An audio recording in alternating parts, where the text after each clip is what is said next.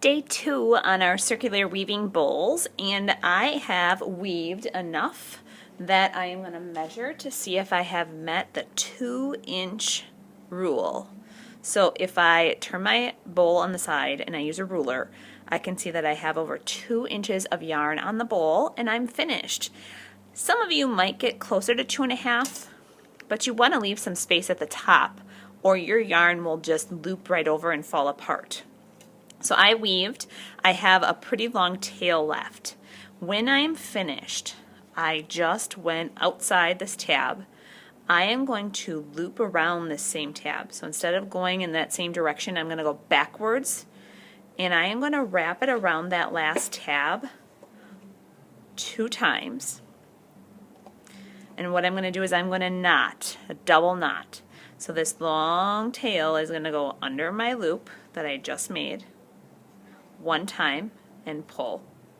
And I'm going to do that again. It's going to go under the loop. I'm going to pull, pull, pull, pull, pull, and tighten it up. And I just made a double knot. So at this point I can trim that tail off. If you have not trimmed any of the other knots that you made, you can trim them. Leave a little bit of room before the knot though, otherwise they can come undone. Now I'm going to try to hide all these knots.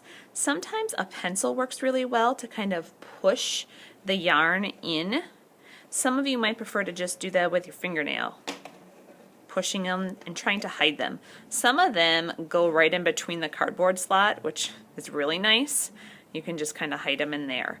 You might see a couple when you're done, but try to hide as many as you can just to make your finished project look a little bit cleaner.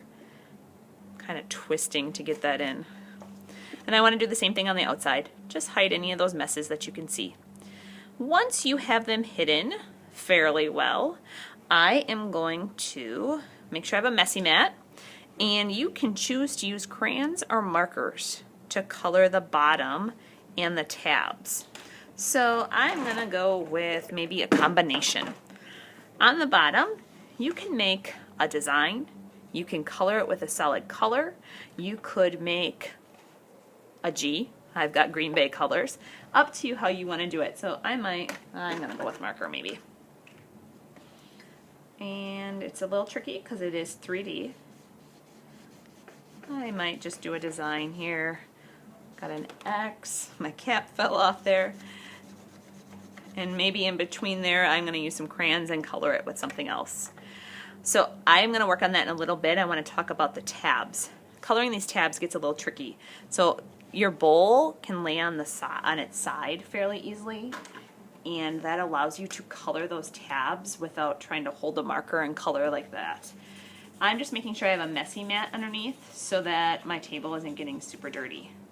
I like a pattern when I do this, so I'm going to go every other tab is yellow.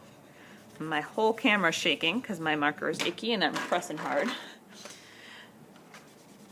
Much better. So messy mat's catching any extra stuff. So I'm going to go around and I'm going to finish my pattern of every other yellow, every other green.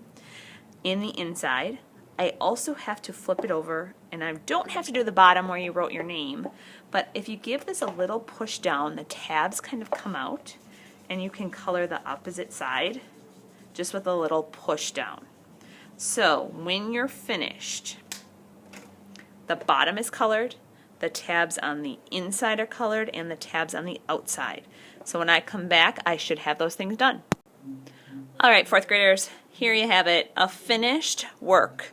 Should be done taking your time and filling in all those spots so your colors look really nice on the inside and as well as on the outside tabs.